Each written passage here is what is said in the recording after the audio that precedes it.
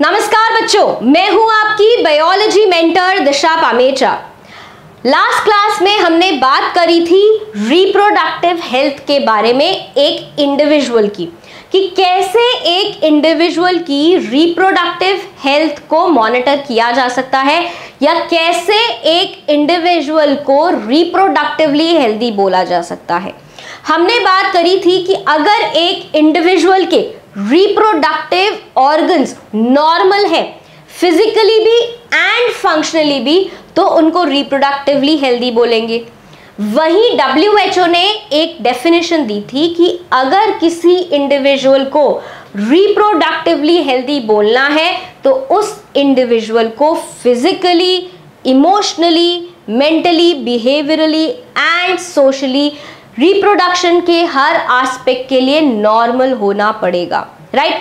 कहीं भी किसी भी एस्पेक्ट में अगर कोई इंडिविजुअल रिप्रोडक्शन से रिलेटेड किसी भी सब्जेक्ट पे डिस्कम्फर्ट या अनकंफर्टेबल महसूस करता है तो वो रिप्रोडक्शन के लिए या रिप्रोडक्टिवली हेल्दी नहीं है। फॉर एग्जाम्पल, हम यहाँ पर एक एग्जाम्पल लेते हैं कि एक फीमेल है, 13 ईयर्स ऑफ एज पे उसको प्यूबर्टी हिट करी है। अब प्यूबर्टी हिट करने पे एक फीमेल में क्या स्टार्ट होता है? मेंस्ट्रुअल साइकिल स्टार्ट होता है। तो मेंस्ट्रुअल साइकिल स्टार्ट होते ही क्या हम ये बोल सकते हैं कि वो रिप्रोडक्टिवली एक्टिव हो सकती है? क्या एक 13 ईयर्स की फीमेल में एक चाइल्ड बियरिंग कैपेसिटी हो सकती है? बिल्कुल भी नहीं हो सकती, क्योंकि उसकी बॉडी अभी भले ही मेंस्ट्रुअल साइकिल के लिए रेडी हो, मेंस्ट्रुअली रेडी हो, लेकिन एक चाइल्ड को बियर करने के लिए उसकी बॉडी अभी सफिशिएंट नहीं है। Over the years, by the age of 18 उसकी बॉडी डेवलप करेगी और ग्रो करेगी ताकि एक न्यू बॉर्न को वो क्या कर सके या फिर एक फीटस को वो क्या कर सके? बियर कर सके। एंड फीटस के बॉर्न होने के बाद में, एक न्यू बॉर्न चाइल्ड होने के बाद में, वो उस चाइल्ड को अपने ब्रेस्ट फीड से नरिश भी कर सके, राइट। सो ये सारी चीजें काफी टाइम लेती हैं, at least they take 5 to 6 years after achieving puberty. इतनी बात समझ आ गई। उसके बाद हमने ये देखा कि एक रिप्रोडक्टिवली हेल्दी सोसाइटी बनाने के लिए हमारे को क्या चाहिए? बहुत सारे रिप्रोडक्टिवली हेल्दी इंडिविजुअल्स चाहिए, राइट। और रिप्रोडक्टिवली हेल्दी इंडिविजुअल्स बनाने के लिए, रिप्रोडक्टिवली हेल्दी सोसाइटी बनाने के लिए इंडिया ने काफी सारे एक्शन प्लान्स ओरिजिनेट या इनिशिएट किए, ठीक है। कौन कौन से किए?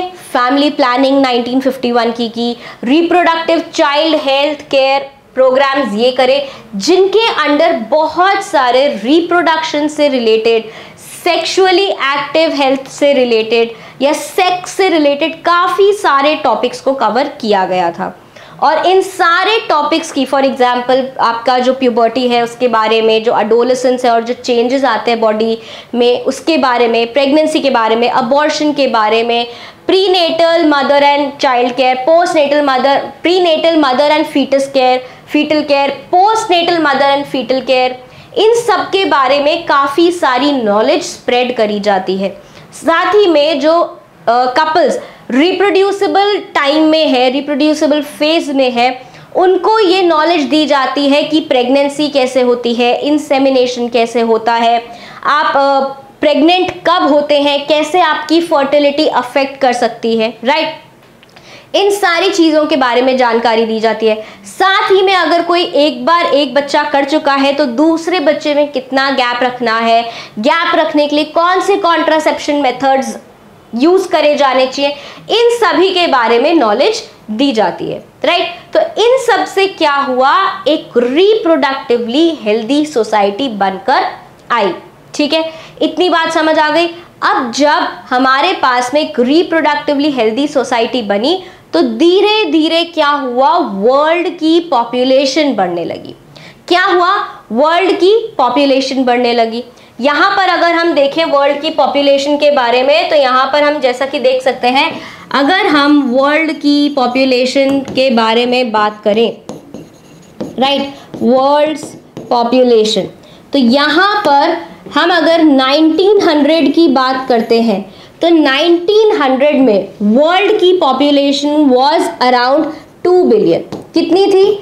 2 बिलियन वर्ल्ड की पॉपुलेशन थी। ठीक है, आई बात समझ में? यही पॉपुलेशन 2000 में it reached up to 6 billion. कहाँ पहुंच गई? 6 बिलियन में पहुंच गई। And around 2011 this population reached up to 7.2 billion people.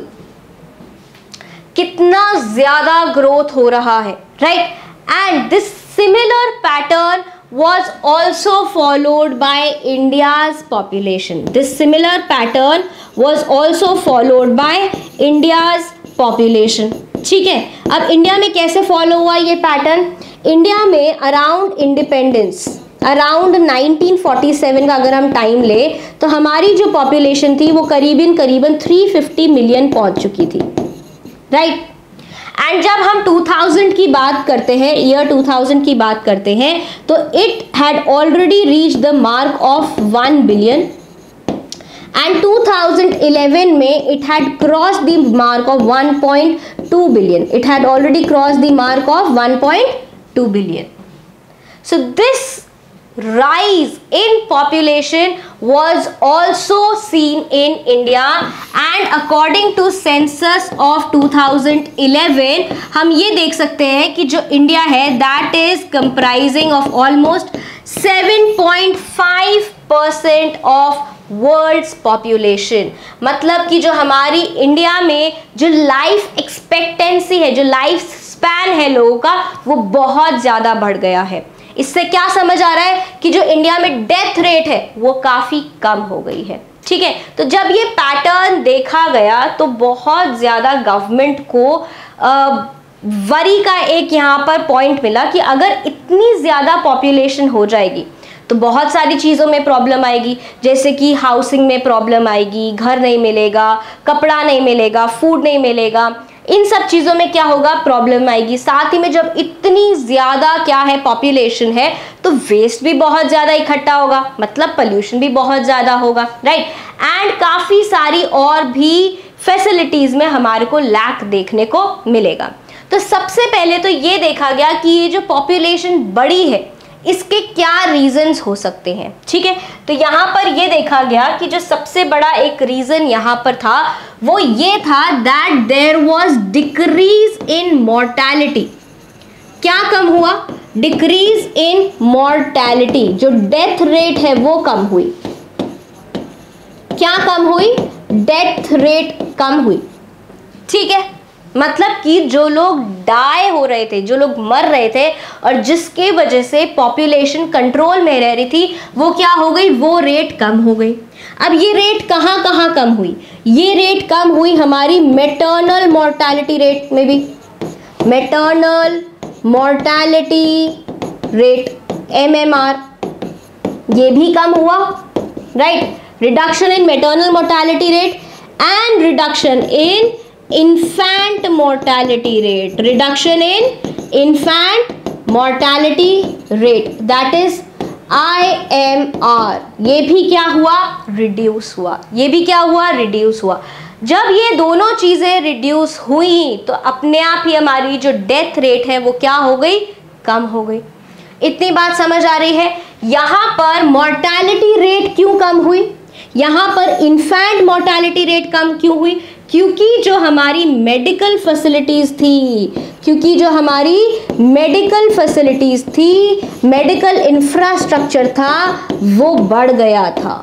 वो क्या हो गया था? बढ़ गया था। हमने पढ़ा था कि अगर एक रिप्रोडक्टिवली हेल्दी सोसाइटी है तो उसका इंडिकेटर ये होगा कि वहाँ पर मेडिकल फैसिलिटीज़ बढ़ेंगी, increase medical facilities, increase medical infrastructure, और वहाँ पर क्या होगा? एक्सपर्टीज़ काफ़ी सारी होगी और क्या होगा? हमारे पास में मटीरियल सपोर्ट भी काफ़ी सारा होगा। इतनी बात समझ आई? सो इन सब रीजंस की वजह से हमारी जो MMR है, maternal mortality rate and infant mortality rate, ये दोनों कम हुई। इनके दोनों की डेथ रेट्स कम हुई, जिसकी वजह से ओवरऑल डेथ रेट हमारी कम हुई है। इतनी बात समझ आ गई? दूसरा रीजन हमारा यहां पर क्या था? दूसरा रीजन हमारा था increase in life span. Increase in life span, जितना लोग लाइफ जी रहे थे from their birth to death, जो ये लाइफ स्पैन है ये बढ़ गया था।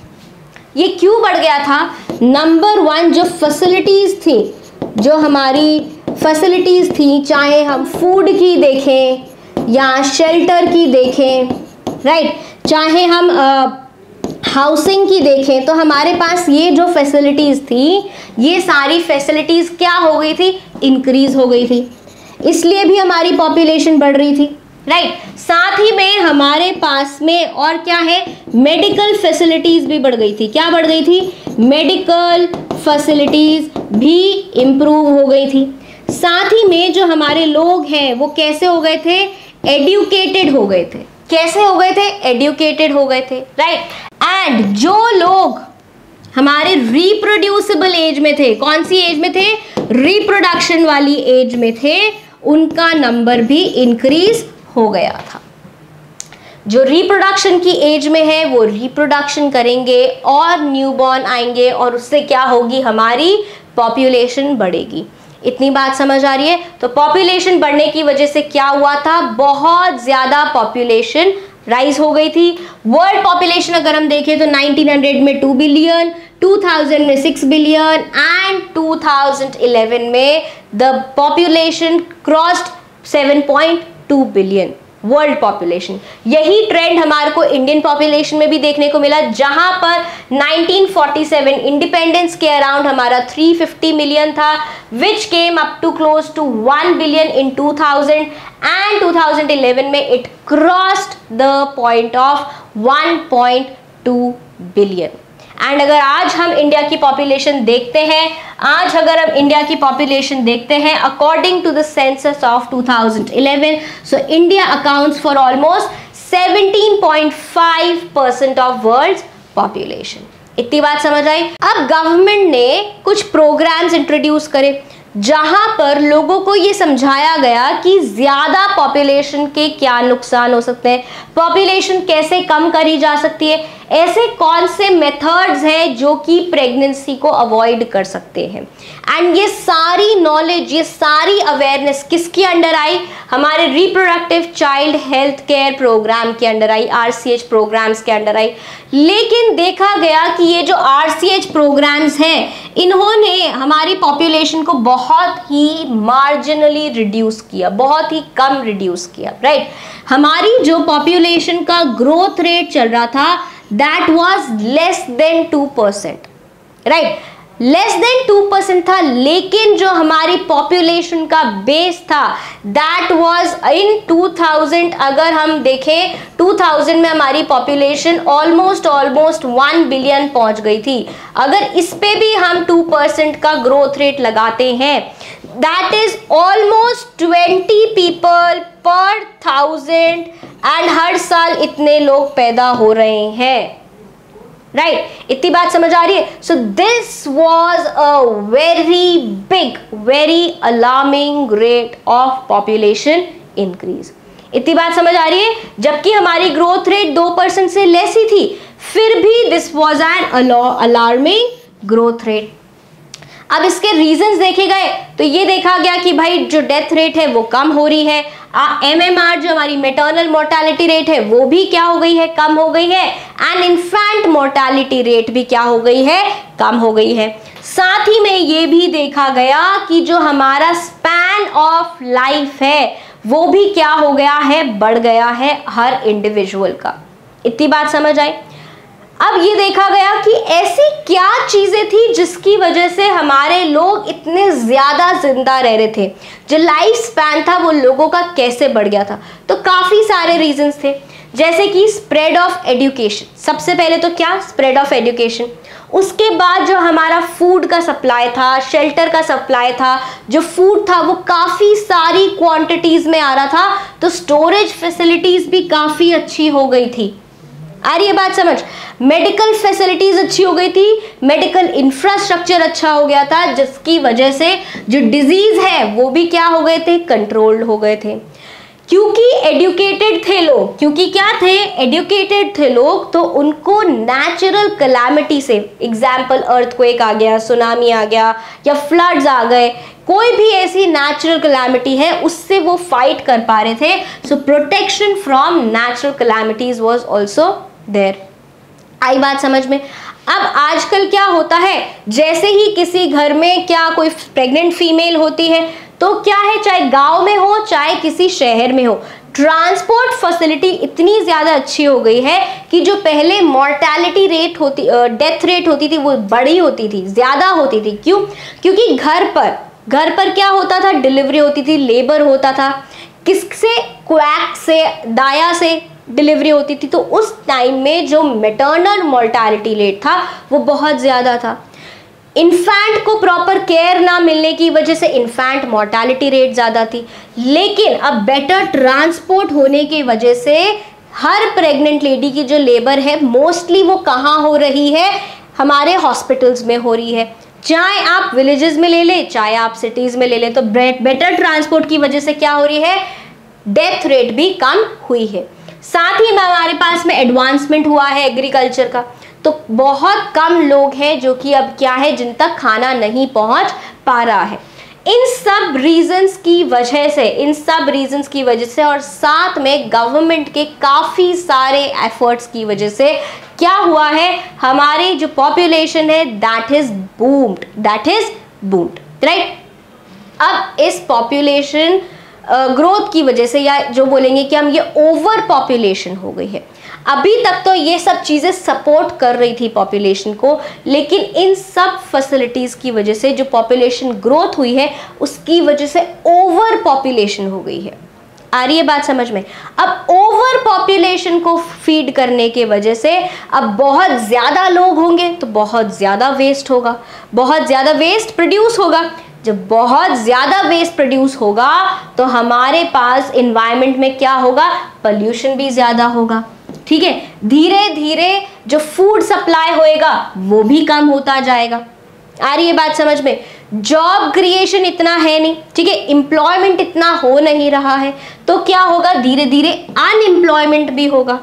ऐसे लोग भी होंगे जिनके पास में क्या नहीं होगा, काम करने को नहीं होगा, मनी या कोई भी सोर्स ऑफ इनकम नहीं होएगा. तो धीरे धीरे क्या आएगी, पॉवर्टी आएगी. क्या आएगी, पॉवर्टी आएगी. पॉवर्टी आएगी और साथ ही में पॉपुलेशन बढ़ रही है लेकिन लैंड हमारे पास कम है, तो हाउसिंग प्रॉब्लम भी होएगी.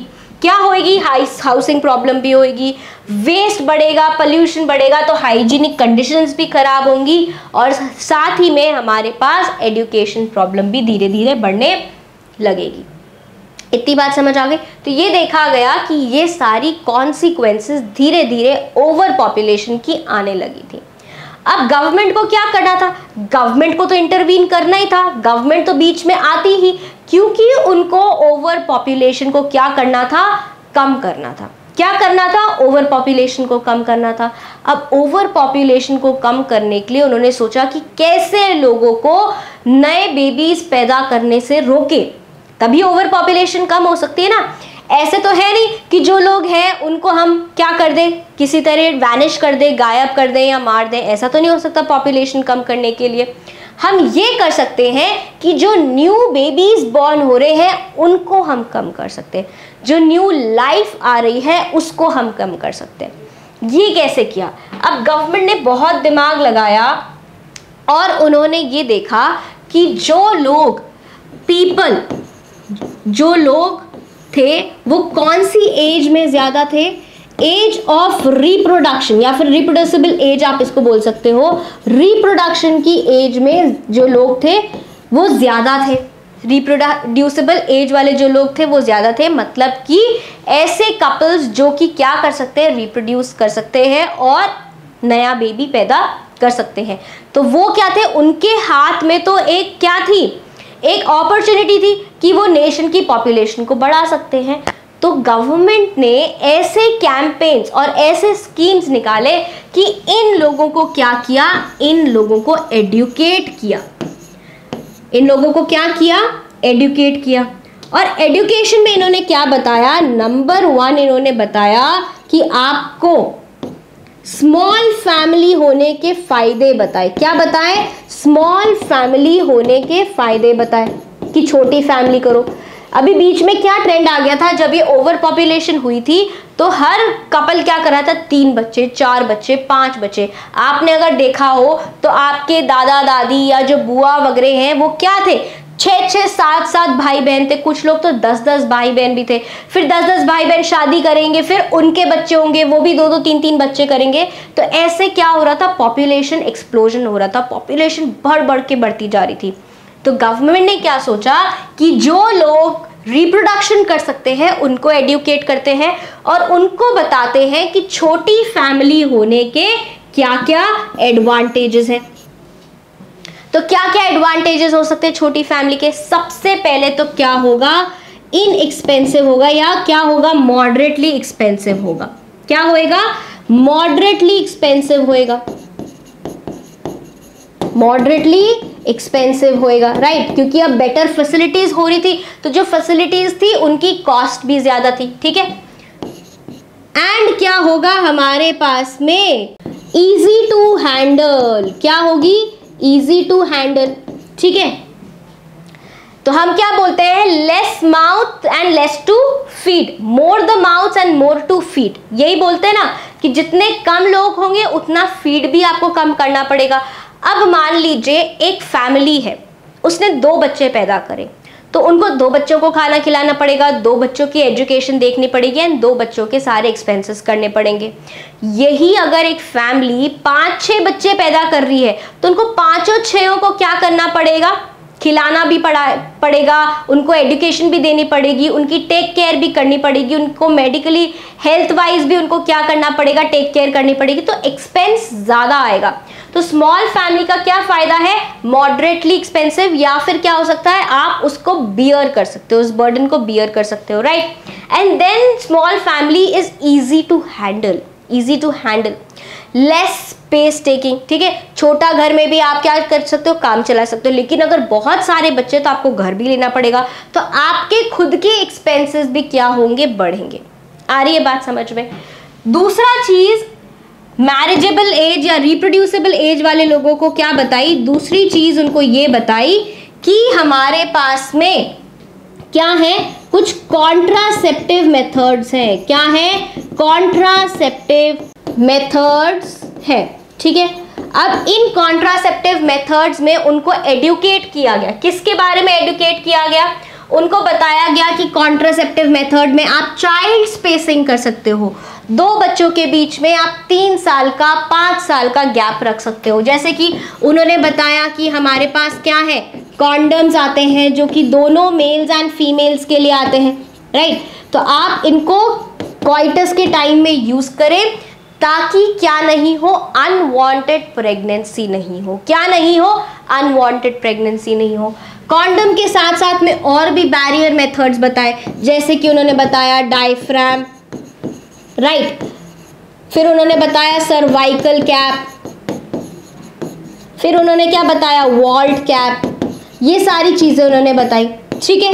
साथ ही में उन्होंने क्या बताया कि बहुत सारी पिल्स भी होती हैं जो कि किसको मदद करती हैं, प्रेगनेंसी को अवॉइड करने में मदद करती हैं, ठीक है। They avoid pregnancy, they prevent pregnancy. Then बहुत सारे क्या है, हार्मोनल बॉडी इम्प्लांट्स भी हैं, ठीक है। क्या है? हार्मोनल बॉडी इम्प्लांट्स भी हैं जिनको आप क्या कर सकते हो, बॉडी में इम्प्लांट करा सकते हो। फॉर एग्जाम्पल जैसे कि आपका कॉपर टी है, राइट। इनको अगर आप बॉडी में इम्प्लांट कराते हो तो ये भी क्या करते हैं, ये भी आपकी प्रेगनेंसी को अवॉइड करते हैं। इतनी बात समझ आ गई? इतनी बात समझ आ गई?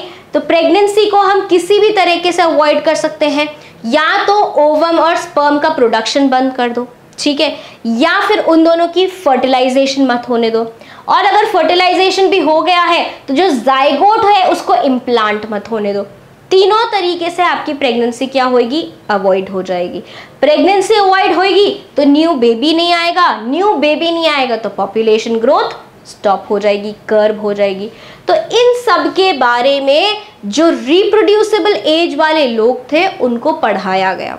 जब उनको एजुकेशन मिली इन लोगों को, तो इन लोगों में से काफी सारे लोगों ने क्या अडॉप्ट किया, उन्होंने अडॉप्ट किया हम दो हमारे दो का कॉन्सेप्ट। दैट इज हम दो मतलब one male and one female. इनके बच्चे कौन से होंगे, दो बच्चे होंगे, मेल हो फीमेल हो, बट एक कपल के कितने बच्चे होंगे, दो बच्चे होंगे। तो गवर्नमेंट ने क्या करना चालू किया, गवर्नमेंट ने हम दो हमारे दो के पोस्टर्स लगाना चालू किया, जिससे कि क्या होगा, वॉल्स पे ग्राफिटीज बनाना चालू करवा दिया, जिससे कि लोगों में अवेयरनेस बढ़े और उनको स्मॉल फैमिली के बेनिफिट्स बताए। ठीक है, आज हम देखेंगे तो बहुत सारे कपल्स ने तो और क्या अडॉप्ट कर लिया है, एक नया कॉन्सेप्ट अडॉप्ट कर लिया है, जिसको हम बोलते हैं वन चाइल्ड नॉर्म। क्या बोलते हैं, वन चाइल्ड नॉर्म, की मतलब हम दो हमारा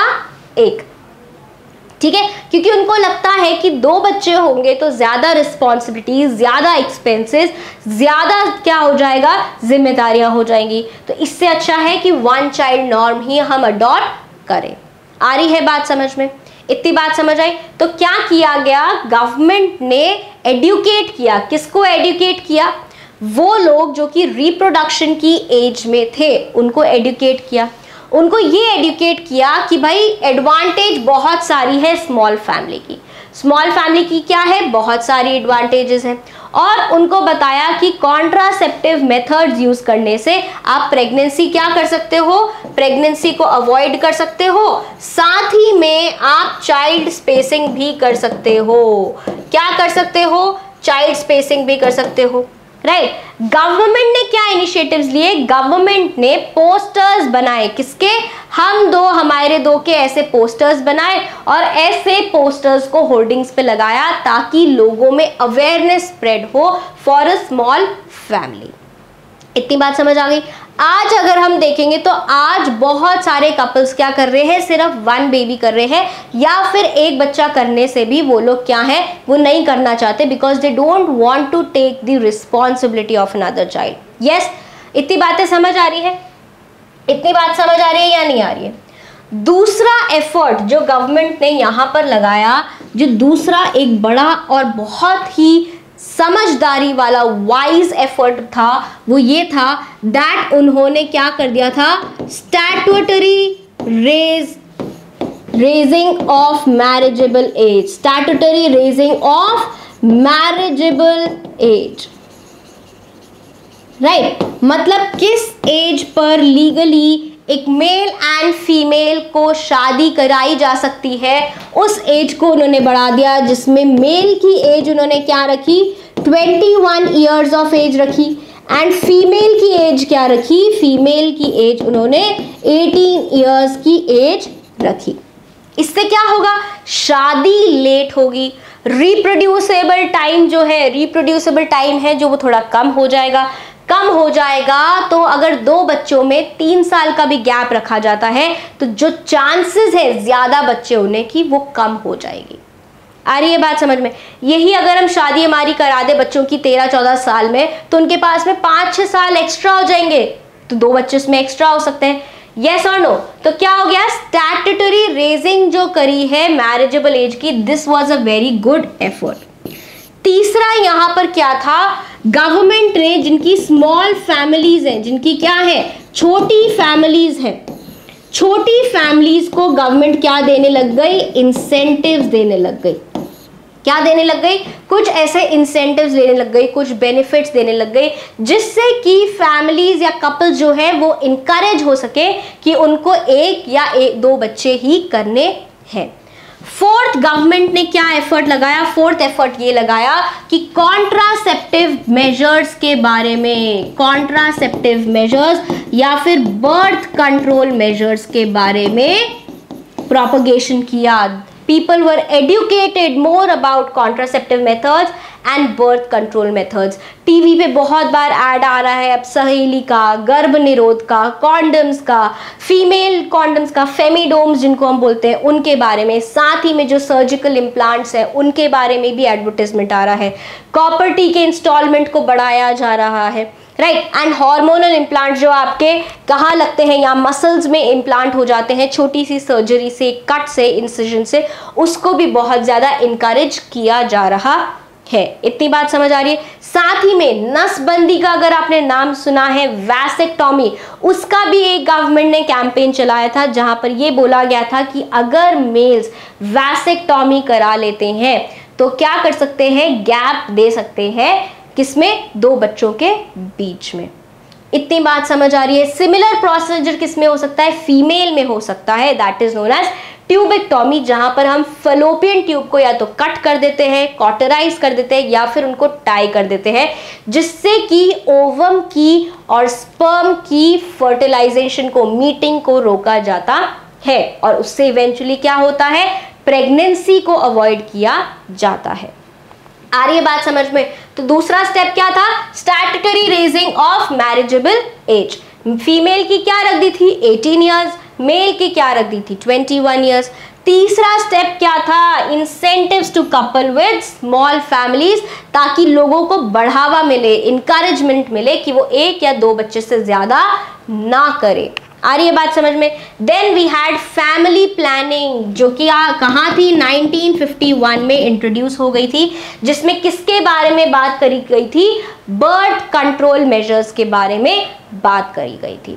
तो जब पॉपुलेशन एक्सप्लोड हुआ इंडिया में, तो गवर्नमेंट ने ये सारे मेजर्स लिए ताकि वापस से एक्सप्लोडिंग पॉपुलेशन को क्या किया जा सके, स्टेबलाइज किया जा सके। तो जो प्रॉब्लम्स जो आ रही थी, पॉवर्टी की, अनएम्प्लॉयमेंट की, lack of food supply, unhygienic conditions, pollution, ये सब जो बढ़ रहा था, इसको वापस से कंट्रोल में लाया जा सके। इतनी बात समझ आ गई। अब यहां पर हमने क्या देखा, बर्थ कंट्रोल मेजर्स। तो यहां पर कौन कौन से बर्थ कंट्रोल मेजर्स होंगे, बैरियर मेथड्स होंगे, नेचुरल मेथड्स होंगे, हार्मोनल मेथड्स होंगे, सर्जिकल मेथड्स होंगे। इन सभी मेथड्स के बारे में हम पढ़ेंगे नेक्स्ट क्लास में। मिलते हैं वहां आपसे, तब तक के लिए बाय बाय।